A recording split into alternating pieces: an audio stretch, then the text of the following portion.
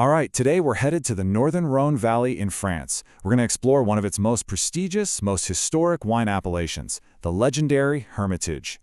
So here's the big question, right? What is it about this one little hill in France that lets it produce some of the most sought-after wines on the entire planet?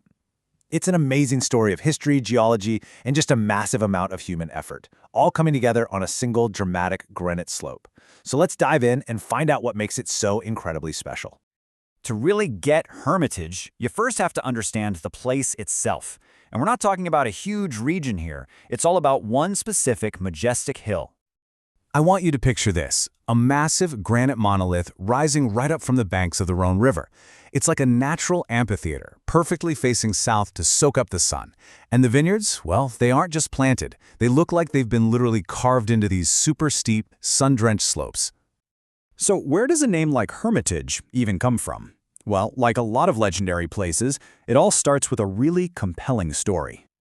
The story goes that way back in the 13th century, a knight, Gaspard de Sterenburg, came back from the Crusades. He was tired of war, just wanted some peace and quiet, and he found it right here on this hill. He decided to become a hermit, and to find a little peace, he started planting grapevines. And that simple little dwelling he built, his hermitage, well, that's what gave the hill its name. Of course, winemaking here goes back way further than that. The Romans were growing vines on this hill as early as the 1st century AD. Monks kept the tradition alive through the Middle Ages. But the big moment came in 1937 when it was officially granted AOC status. That's Appellation d'Origine Contrôlée. Think of it as France's highest seal of approval for agricultural products. That really cemented its place as a true icon.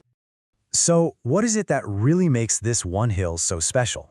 Well, it all boils down to two key ideas: an absolutely exceptional terroir and something called heroic viticulture.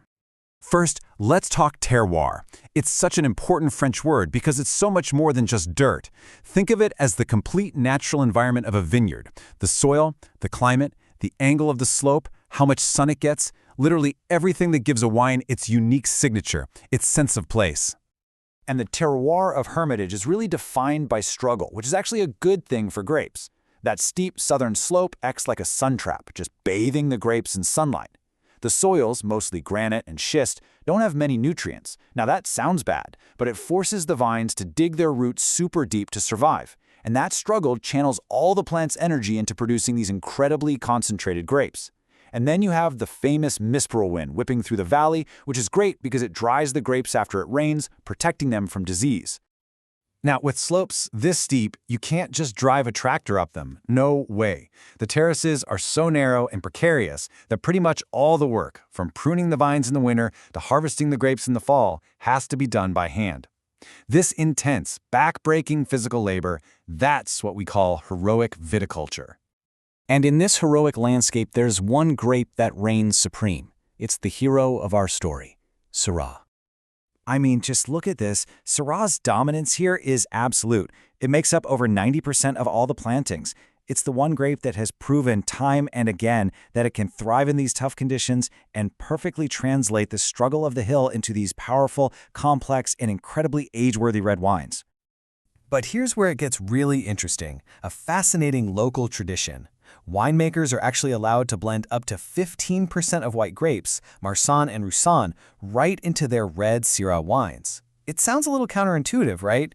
But this technique, called co-fermentation, can actually help stabilize the red wine's color and add this amazing aromatic complexity and a smoother texture. So think of these two white grapes as the perfect supporting characters. Marsanne brings richness, body, and texture to the party. Roussanne contributes elegance, freshness, and acidity. Together, they just help lift and define that powerful Syrah, adding all these extra layers to the final wine.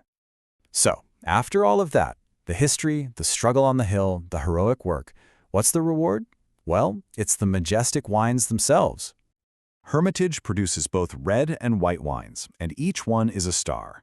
The red, Hermitage Rouge, is the icon. It's this powerful, structured Syrah with firm tannins, that drying sensation you get in your mouth, and these classic notes of blackberry, smoke, and pepper. These are wines built to last for decades. And then you have the white, Hermitage Blanc. It's much rarer, but it is equally stunning. A rich, full-bodied wine with unbelievable complexity and longevity.